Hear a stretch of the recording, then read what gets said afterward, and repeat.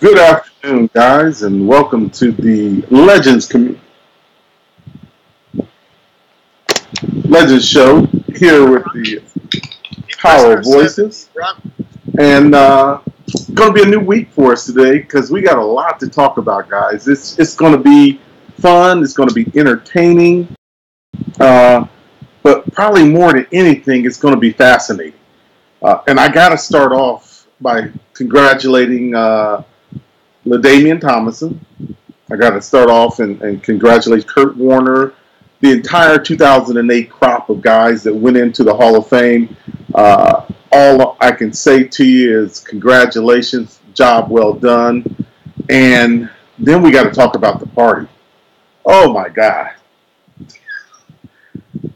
$10 million for a party, a self-proclaimed party, I guess I can say it. But if you've never been to a Hall of Fame, you've never had a chance to experience what is really a very fun and energetic weekend in Canton, Ohio, because there's nothing else in Canton, Ohio, first and foremost.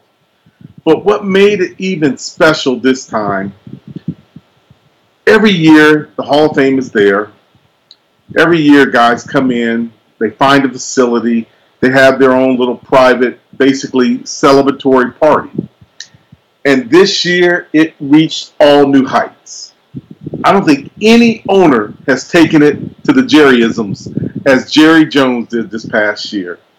$10 million to throw a party to celebrate his gold jacket. Man, if there was a time to be a wedding crasher or a party crasher, this was the weekend to do it. Jerry Jones had people lined up. I mean, I want to go through the list. A 1-hour concert hosted by Justin Timberlake. That alone was probably, $5 million? But then the list of guys that were at the Glenmore Country Club in Canton, Ohio. Justin Timberlake, Warren Buffett, John Bon Jovi, Troy Aikman, Emmett Smith, Michael Irving, Roger Staubach, Tony Romo, Tony Dorsett, Jimmy Johnson, Kyrie Irving, LeBron James, Barry Swisher, and even the NFL commissioner showed up, Roger Goodell. If that wasn't enough, we had New Jersey's Governor Chris Christie showed up for the party. This was just a hilarious day of fun for that which we call the Jerryisms. Jerry Jones threw a great party celebrating the Hall of Fame Gold Jacket dinner. And man, I mean, will.i.am was there. How great was this party for the people of Canton, Ohio? They saw some of the biggest names in the world show up, along with the 90-man team Dallas Cowboys. And man, I'm sitting here just reading Chris Paul, Jamie Foxx, Jimmy Kimmel. Who did not show up to the party? I have to raise my hand, Greg Bell. While I was sick here in Southern California, my guys were partying back in my home state like none other. You got to tip your hat to Jerry Jones. This guy threw a party of all parties that went well into the night from what they say. This was the party of the year. I mean, we talk about all the celebrities and everything that happens in New York, Los Angeles. Never have we talked about what happens in Canton, Ohio. This was a Las Vegas party of all kind of parties. And you got to sit back and you got to say, you got to love it. You know, if you're going to spend your money the way Jerry spends his money, let's face it, you might as well enjoy it. And this is probably the first owner I've ever heard of truly enjoy earning a yellow jacket because he's well deserved for it. Let's face it, when Jerry Jones bought the Dallas Cowboys, they were a failing team. They were down in the dumps, and they weren't America's team anymore. Jerry takes over the team, and the team goes double time, triple time Super Bowl champions. Put more guys probably in the Hall of Fame over the last 10 years that any team has put into the Hall of Fame. And he changed the image of the National Football League. They went from a very unmarketable product back in the early 80s to a very highly marketable product that they are today. And a lot of that came because of guys like Jerry Jones, because of the guys like, Mark Cubans were trying to buy their way in, and, all the billionaires that were trying to buy their way into the NFL club, guys like Jerry Jones and Paul Allen and the, the Rooneys and the Maras, they continue to make this product something so special that the National Football League is the number one marketed sport in the world today. Outside of, and let's rewind that one. The number one marketed product in the United States today, because of course soccer is probably the world's largest marketed product, and then auto racing. But in terms of the United States and part of Northern America, Canada, that part of the country, there's nothing that even holds a close second to the National Football League. There, baseball and basketball, which is right now number 2, the top marketed sport in the world. Basketball is a distant second to the National Football League, and it's because of guys like Jerry Jones, the influence that he brought to the league, the marketing, the naming rights, and things of that nature. Before Jerry came around, most teams didn't have sponsorships of their training camp jerseys and training camp sites. He took the show on the road, as we say, taking the Dallas Cowboys to Oxnard, California. People have asked me all the time, why Oxnard? And I just tell them, why not? Oxnard is paying the most money to bring the team to California. They pay all the expenses. Oxnard, of course, makes something of it for it, but in the long run, it's the Dallas Cowboys creating a brand. Their brand is still probably one of the strongest brands that you're ever going to receive. And, of course, followed right behind that is, of course, the Los Angeles, almost blew it again, the Las Vegas Raiders. I was getting ready to call them the Los Angeles Raiders, like they were coming back to see us. But it's one of those things where when you think about the National Football League and you think about where the National Football League has grown over the past 20 years, you can't help but think of the guy by the name of Jerry Jones and say to yourself, he's a large reason why the National Football League is what it is today. He's taken and he's grown the brand. He's grown every part of that brand to make it worth a $2 billion industry for himself. And I'm telling you, if you haven't watched and looked at the money that these NFL teams are getting, all you got to do is look at what the NBA is getting and know that twice that number is coming to an NFL team that, one, owns their stadium, owns their parking, owns pretty much everything to do with their product. And you're not going to find a better product than the Dallas Cowboys. And Jerry is the reason for what they've done. He took that team, he marketed it. Even when the NFL told him he couldn't put his name on the stadium or put a naming rights to the stadium, Jerry said, I'll see you in court. And basically the NFL had to back down from him, and they allowed him to do a lot of things that most people only had reserved for the Al Davises of the world. And Jerry decided it was time for the Cowboys to do the same thing.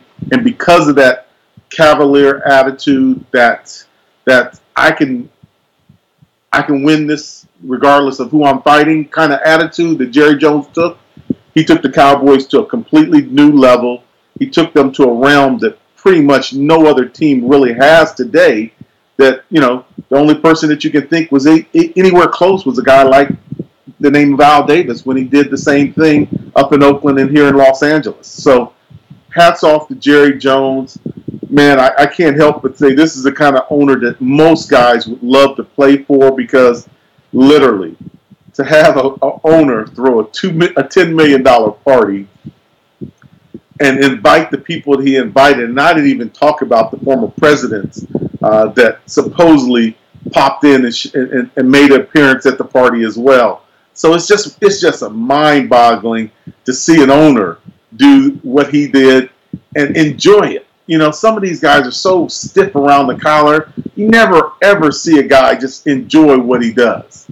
But that definitely does not apply to Jerry Jones. He enjoys every dollar he makes. He enjoys everything about being the Dallas Cowboy owner. And, Jerry's probably going to have to talk to his son, too, because Stephen is being a little vocal, and for a lot of good reasons.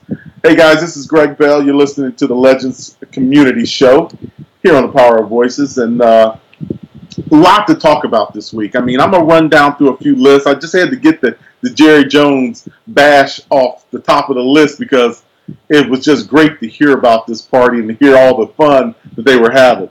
But we've got to talk about what Stephen Jones said about the National Football League right about now. You know, we've been waiting for almost 2 seasons now to hear what the NFL is going to say to Ezekiel Jones about his either punishment, suspension, or his, slap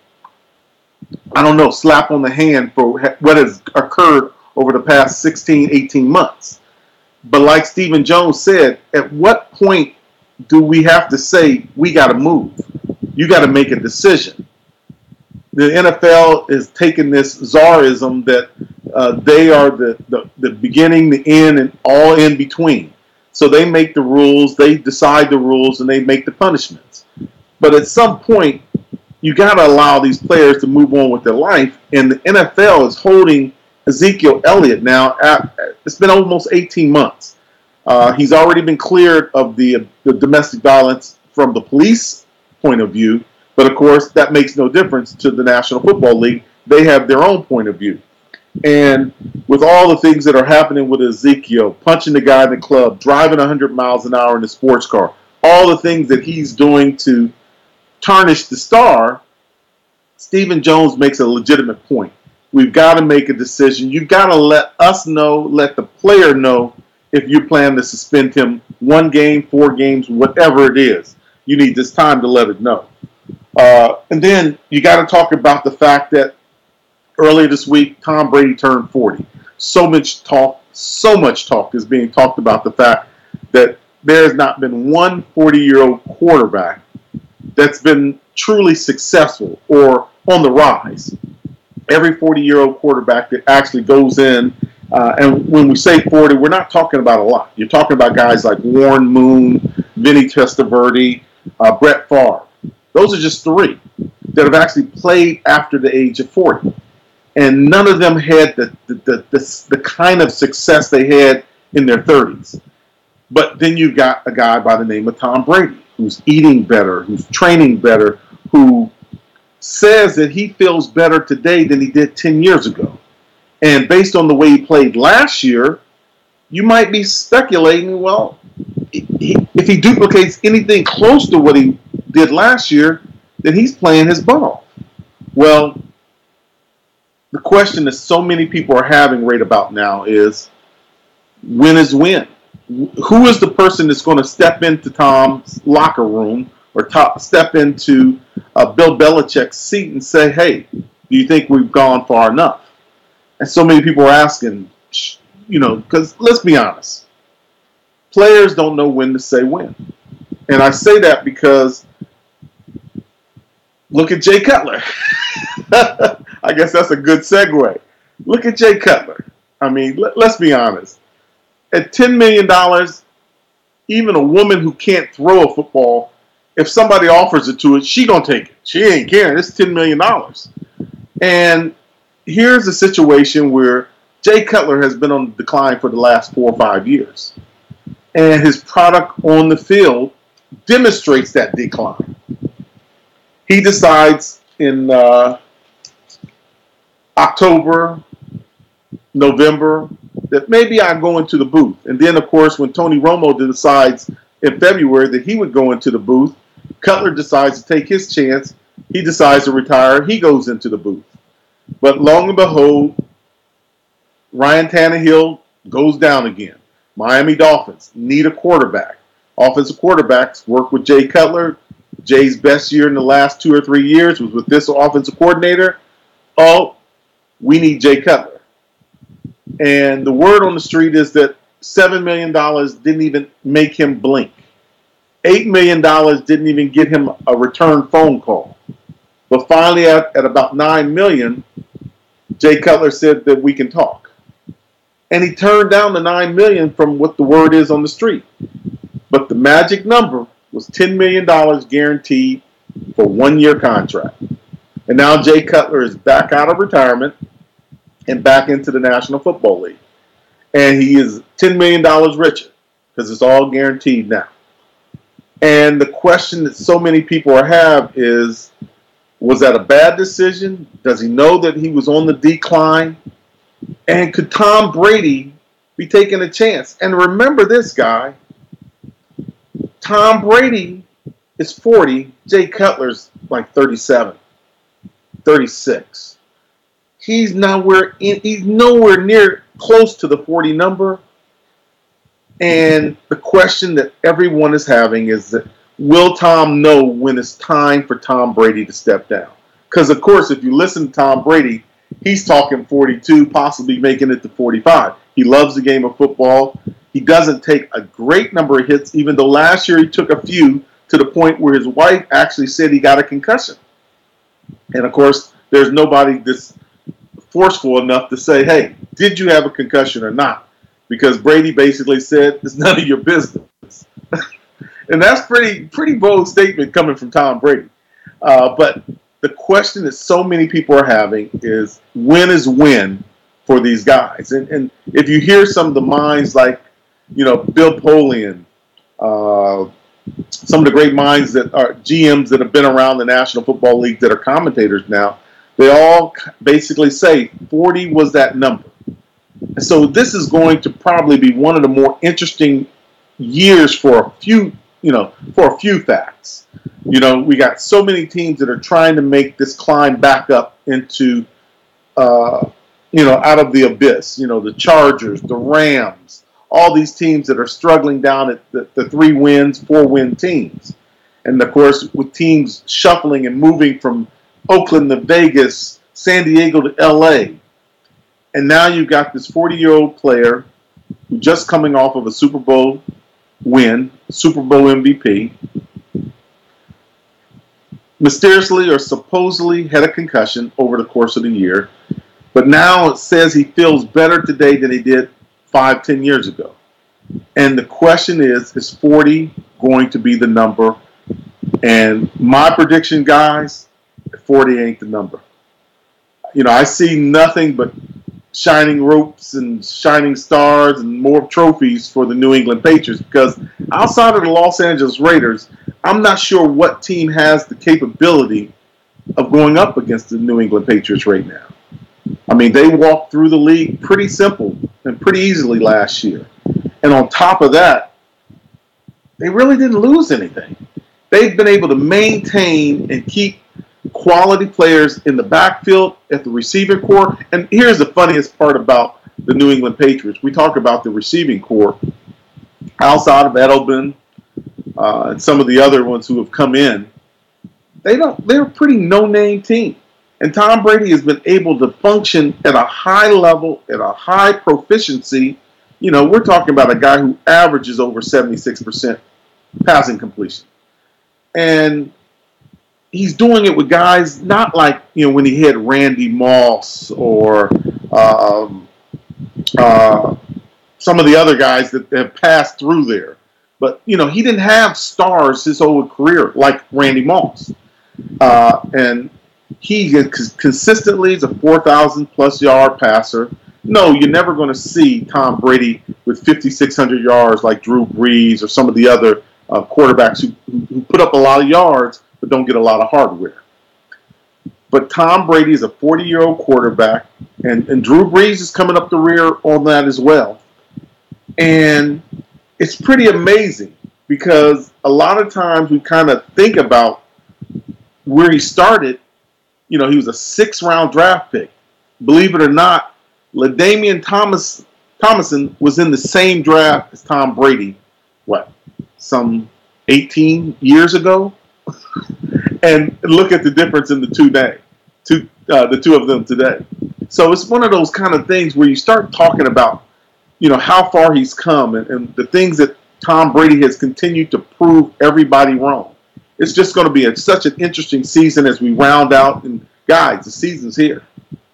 We click, clack, and hit helmets this Thursday, and it's going to be fun because it's funny when you see people and you talk to people and they know you're in the football world.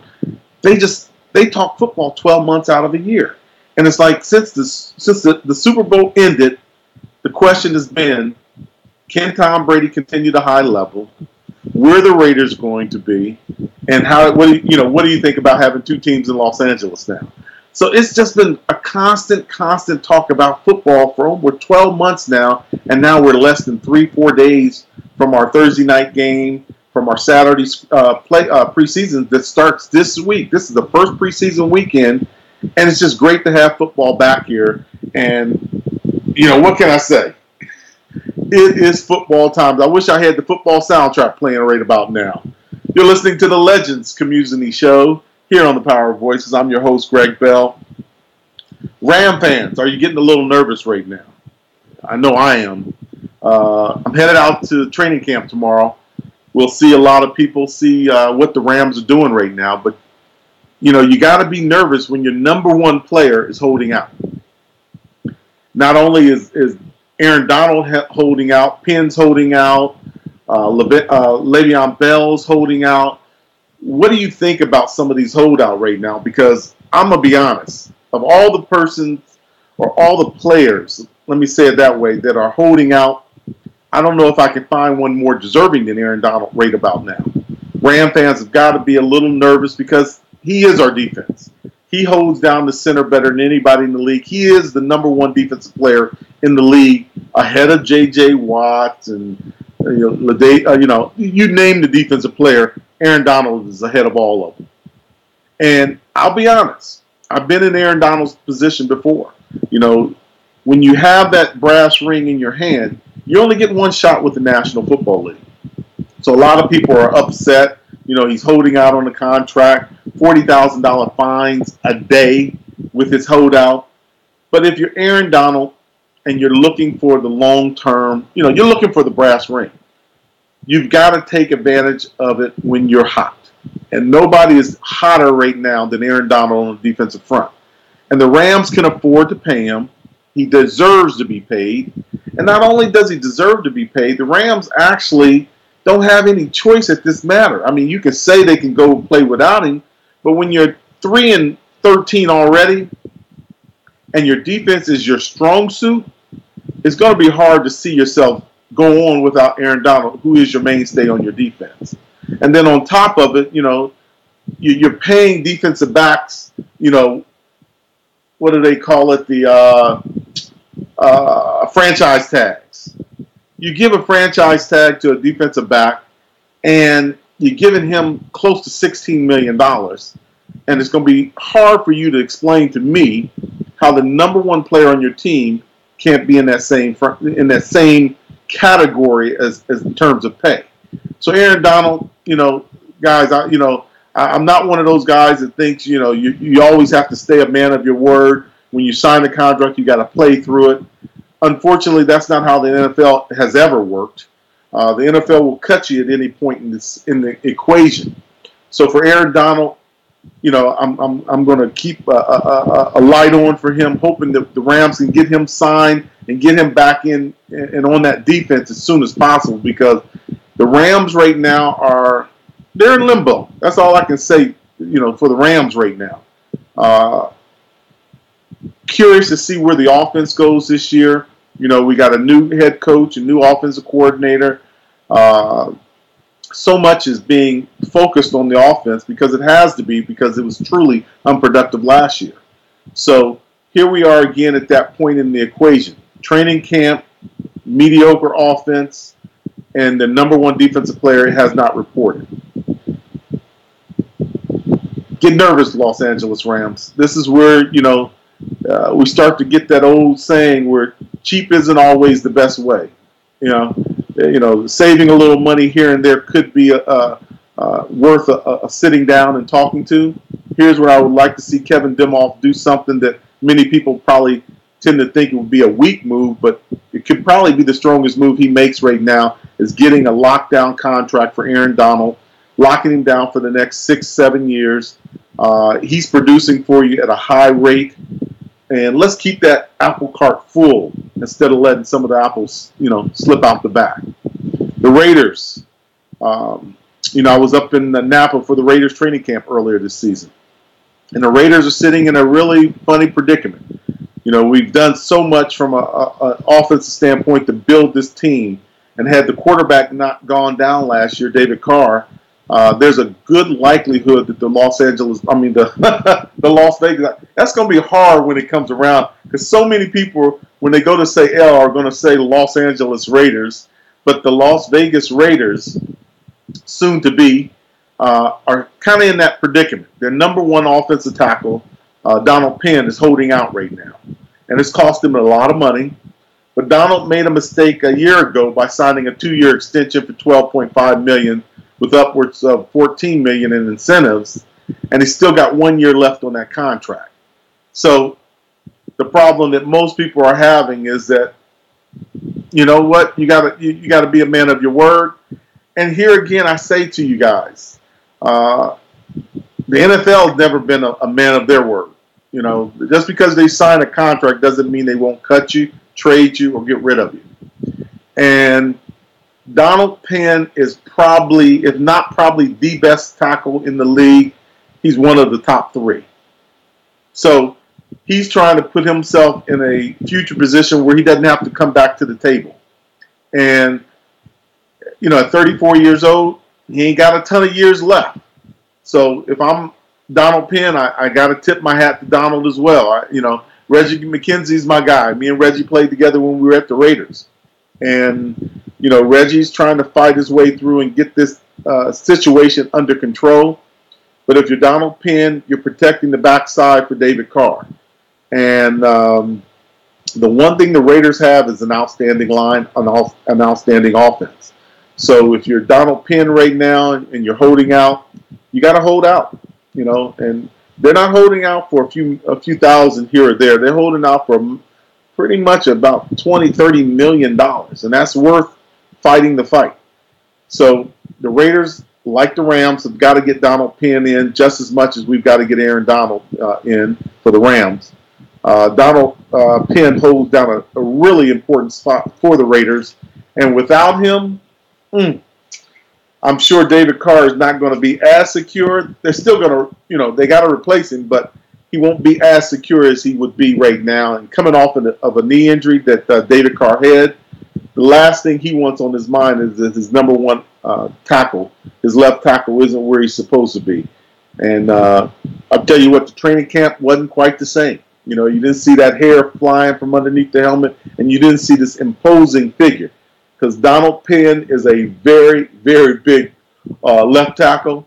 And, I mean, these guys are just big now. That's all I can say for it. You know, he's got 1 year left on his deal. Hopefully he will get his deal done and get back in the uniform real soon for the Raiders. Now, the last holdout that we got to talk about before we kind of move on, you're listening to the Legends Community Show here on the Power of Voices. I'm your host, Greg Bell. And that is Le'Veon Bell. So much is going to be talked about. This new CBA that the National Football League has that, of course, I wish I would have been under it myself, but, you know, that's dating myself a lot of years. But the new collective bargaining agreement allows for what they call franchise taxing.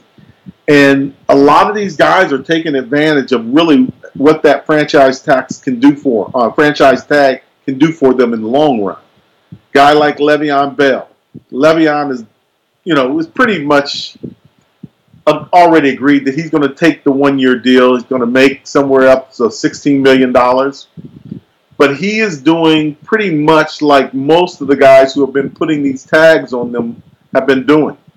They've been waiting to 10. Last year, Gerard Bird for the Bills, he waited 25 days, almost to the first game. Eric Berry waited to the 13 games before the first regular season game to show up. And part of the reason these guys are doing that is because they're just trying to kind of massage the injury bug, as you can say. They're just taking their time, taking away that opportunity to get a meaningless injury in training camp. And if they're going to get hurt, they're going to get hurt playing the actual game. Le'Veon Bell, of course, turned down his 5-year deal, which would have averaged about $12 million, which honestly he probably would have outplayed that deal. So he's taking a 1 year deal. The 1 year deal is going to pay him a little over $12.12 million. And then next year he would qualify for somewhere close to 16 or 17 million if they tag him again, which I doubt they do. But Le'Veon is sitting back. He's probably going to wait till within 2 weeks. And a lot of people always question how soon is too soon, or how much practice do you need before the first game. Here's my answer, guys, and I only tell you from a running back standpoint. One, Le'Veon Bell is running. He's conditioning. He's keeping himself ready and able to play. I can remember one year I set out and I waited till the last preseason game to come in. Of course, I didn't take the physical, so I couldn't play that last preseason game. On that following week, I did what everybody else did. I made my practice. And I went out, and on that first game against the Atlanta Falcons, I think I ran for over 200 yards. So it's possible. It depends on the player himself. What kind of workout bug does he have? Is he a workout giant, or is he just a guy who stays available? The one thing I can tell you from being up in Napa, Marshawn Lynch has never been one of those guys where you looked at him and you said, "Woo, he's ripped, he's cut." Marshawn still looks like he does, which is a little puffy. I'm more concerned about Marshawn Lynch than I am Le'Veon Bell. And I only say that for one reason. Le'Veon Bell, of course, got injured towards the end of the season last year, so his whole offseason has been about rehabilitation. So he's probably in the best shape he's been in a long time. Because when you're rehabbing, you're just, all I can tell you is rehab and an injury, especially a leg injury like Le'Veon had, you tend to get in some of the best shape you ever had. Marshawn took the year off. And my concern is when you take the year off, you're not rehabbing, you're not stretching, you're not tweaking those ligaments and joints and muscles the way you do when you're rehabilitating. Marshawn was seen in China riding bikes towards buses. He was seen somewhere else riding on scooters and mopeds and this, and he was doing anything but playing in football. And the only thing I can tell most guys is that when you take a year off like that, the ligaments tighten. Don't worry about the knees and the muscles. It's the ligaments that tighten. And hopefully Marshawn has taken the time over the last 6 months, once he knew he was going to come back into this game, taking the time and really done what's necessary, which is stretch and get himself prepared to play. Because, guys, the worst thing the guy can do is come back ill-prepared, like I've seen with Marshawn, and he can literally tear that muscle at the ligament. And that's the scary thing. Like I said, I was up there in Napa. I watched him. He looks like he's prepared to play.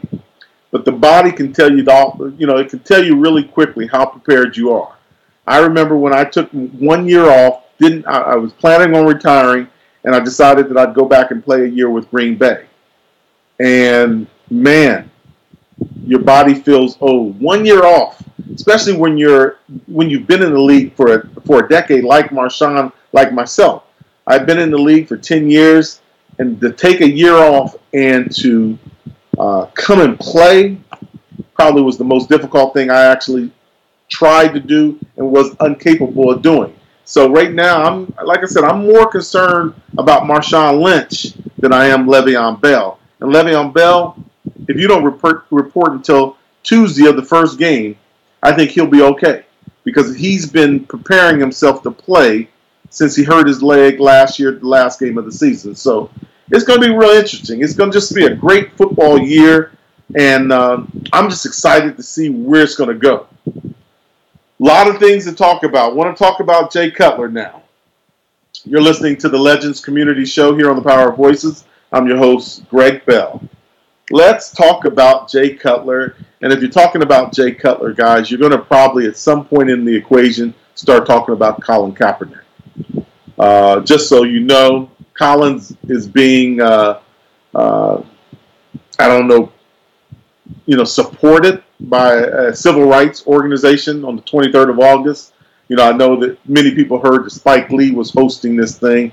Not true. A civil organization decided they want to talk about the unfair treatment of how Colin Kaepernick is being treated right now. So they're going to protest in front of 345 Park Avenue in New York, which is the NFL front office.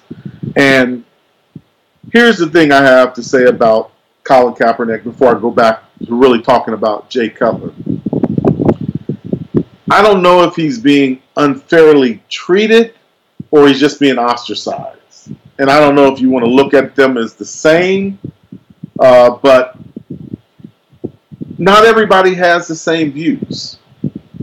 And so the fact that an owner who owns a product is interested to find out about how his supporters, meaning his constituents, his paying customers, feel about the person they're getting ready to hire or sign, that's an owner's discretion. I'm not going to hold it against the owner. I think it's something that he should have kept as a discretion to himself. But is he being ostracized by the league? My answer to that would be no. Individual clubs make up the league, but the league itself is just a marketing arm of the National Football League. Now, do they get involved to the point where they can tell a team who they should be hiring or who they should be firing? As far as I know, that's not the case. I don't think, I worked in the headquarters for 3 years and I, played in the National Football League for 9. I think that always goes down to the raw basis or to the franchise.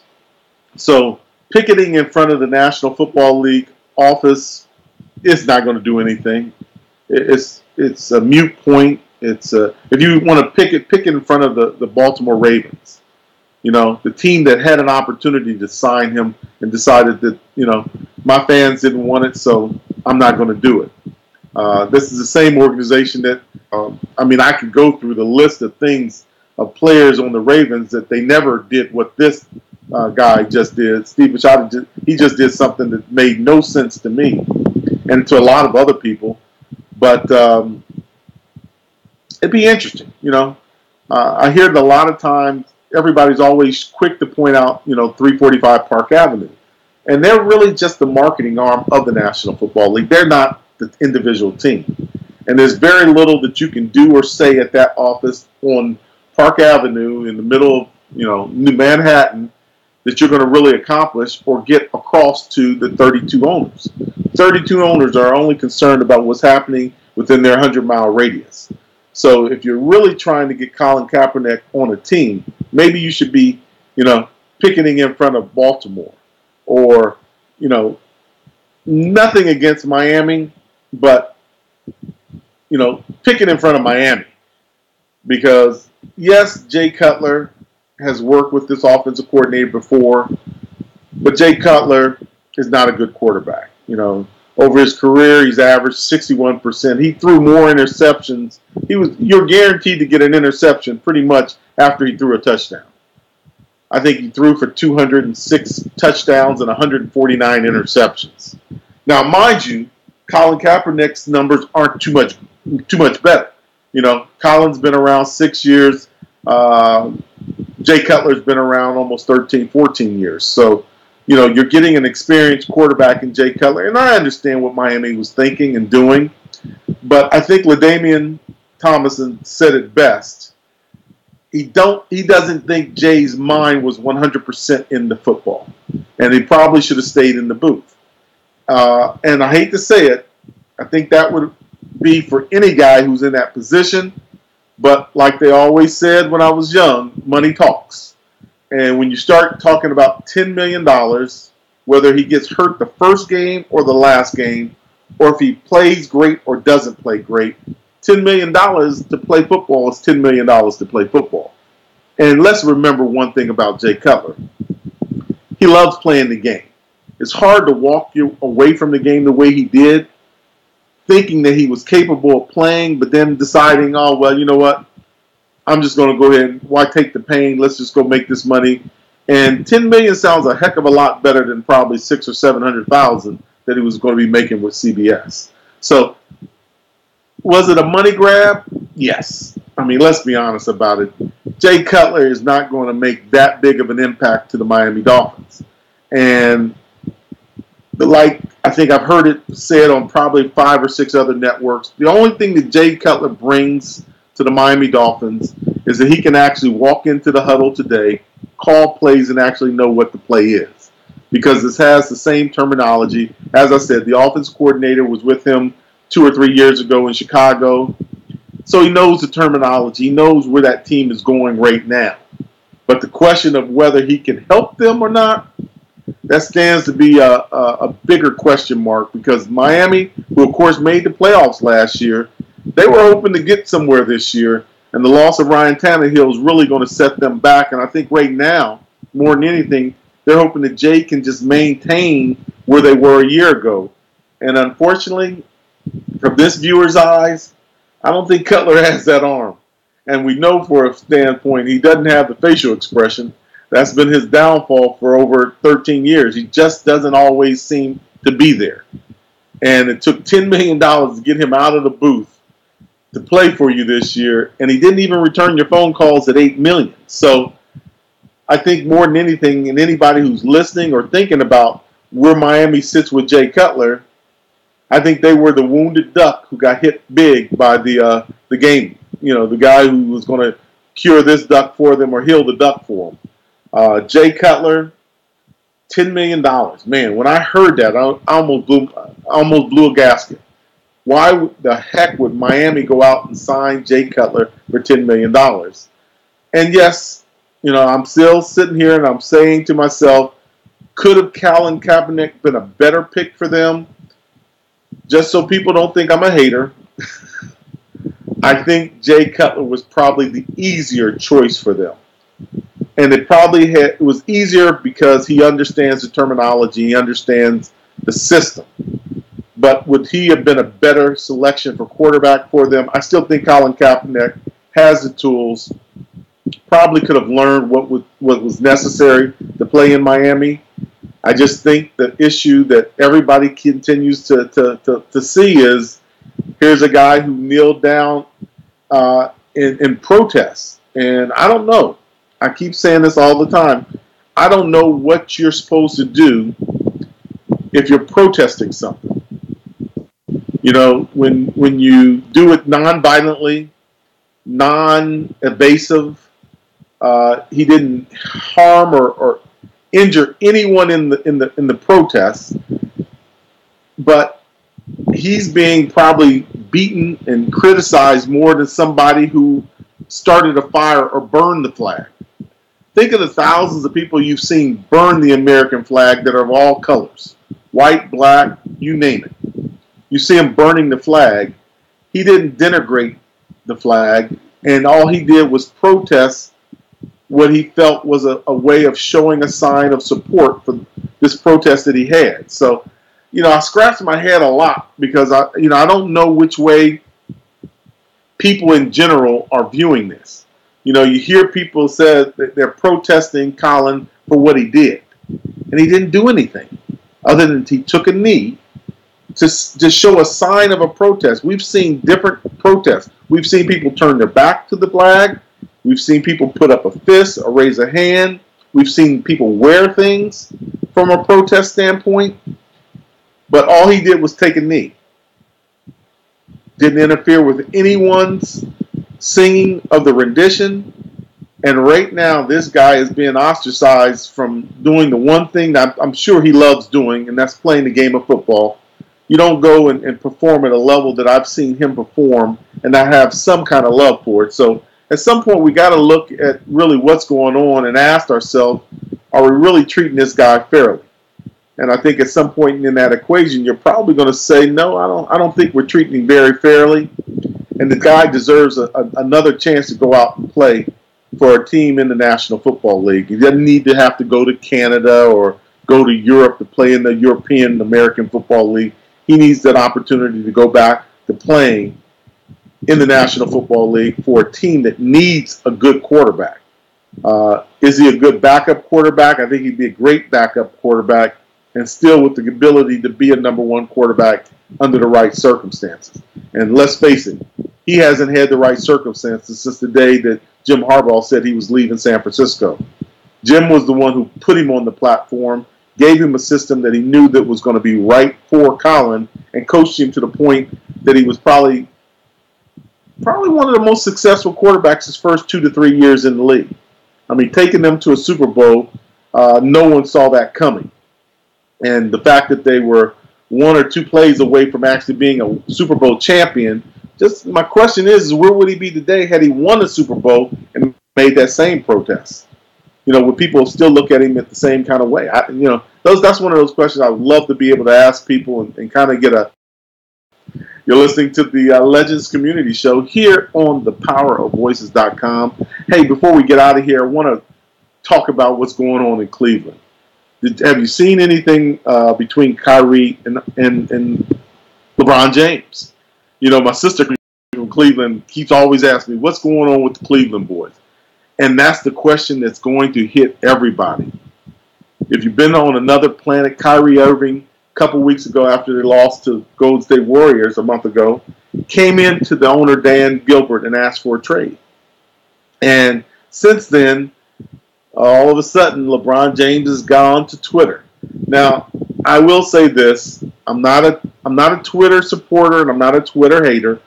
But sometimes you want to call a spade. You want to call a heart a heart.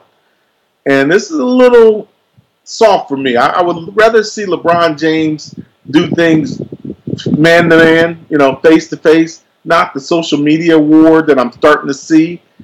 People are starting to say it's a little petty. He's using Meek Mill's songs to describe Kyrie Irving on his social media. The last thing he did, never let others ride your wave. Little things like that. What do you think is going on in Cleveland? I mean, I'm so mystified because here's a team that just 2 years ago won an NBA championship, and it seemed like all the roses, ice creams, and cherries were there. And all of a sudden, here now, 1 year later, a loss to Golden State. And yeah, it was a bad loss.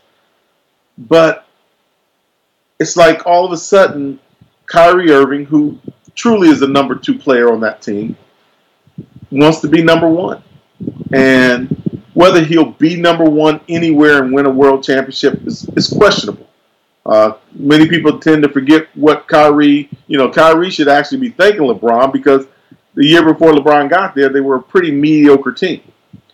But long and behold, LeBron comes back to Cleveland. He takes them to a world championship and does it pretty quickly. And they popping champagne, flying to Vegas. What occurred over the last 12 months? That's one of those mystifying questions that I'm trying to figure out in my mind. What is it that Kyrie has done, or what is it that LeBron has done, or Kevin Love is? That's the pretty amazing part. You don't hear anything about Kevin Love right now, and I'm a little mystified by that because he actually was that weak link for me in the playoffs last year. He couldn't hit the three. He couldn't drop the dime when we needed. And the Cleveland Cavaliers are sitting here in a position right now where it's all hell's loose. They don't know who's going to be there. Kyrie wants to be traded. The owner's not trading him. LeBron is kind of taking small jabs at him right now. And nobody right now has anything pleasant to say about the Cleveland Cavaliers right now because their 2 stars are bickering. And I'm trying to figure out what could have happened in the course of 12 months. And really not even 12 months, 3 months. Let's give it 3 because they were all resting during the season. Kyrie got his rest. LeBron got his rest. Everybody got their rest. And nothing was said until it hit the wire that Kyrie Irving wanted out of Cleveland. He's tired of being second fiddle. And it blows my mind sometimes when you say that. Kyrie will be second fiddle the rest of his entire career. And I'm not saying that from a negative standpoint. I'm saying there's nothing wrong with it. He's never going to be the top 5 player in the National Basketball Association. As long as LeBron is there, Curry's there, Durant's there, Harden's there. I can go on. Anthony Davis is there. There are going to be a lot of people who want to shine above Kyrie Irving. And so to be a part of a quality team, sometimes it takes 2 stars. whether it's 1 or 2 and 1, however you want to look at it. But Kyrie Irving makes this demand, and of course, like I said, I'm trying to figure out what happened. And if anybody in Cleveland knows, please tell me, because I'm just interested.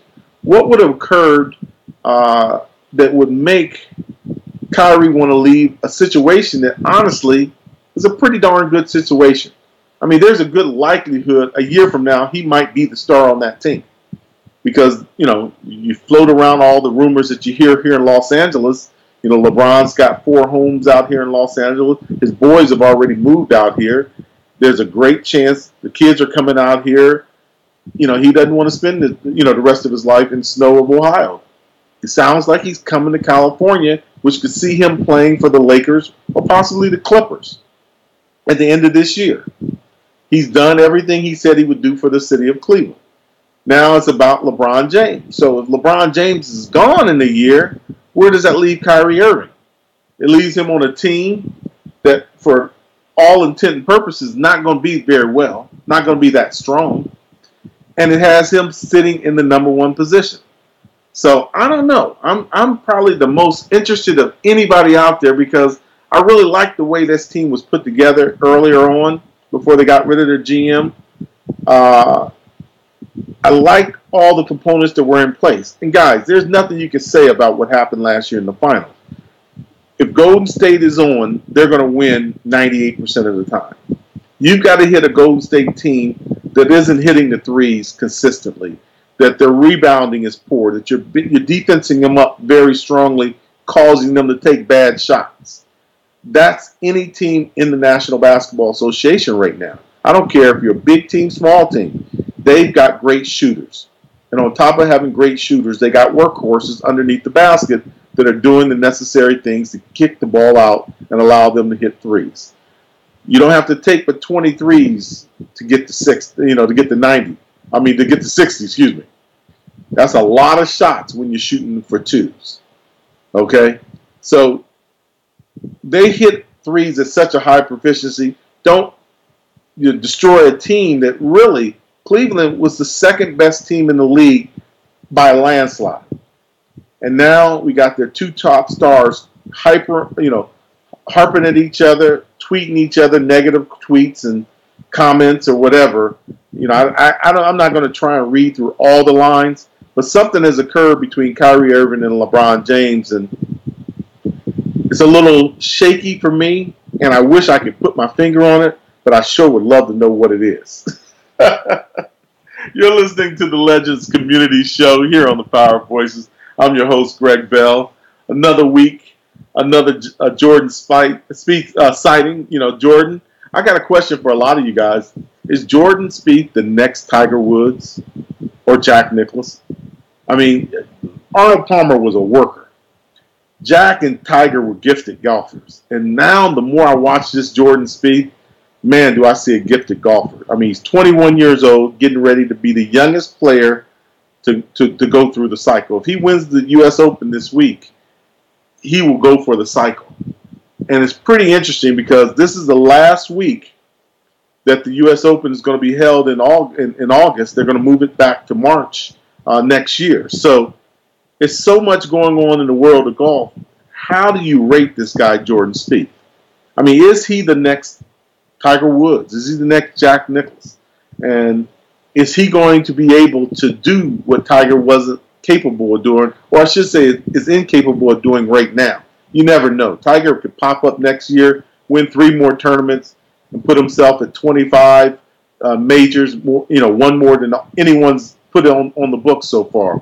But Jordan Spieth right now is coming up, and at 21 years old, he looks like the person who's going to win 25 majors before Tiger Woods ever did. And, that was Tiger's one goal and a claim that he really, truly wanted, was to win 25 majors. So just a lot going on in the world of sports, guys. Before I get out of here, wanted to also talk about what this year marks. And this is the 25th anniversary, guys, if you haven't heard it, of the Dream Team that went to Barcelona and represented the United States.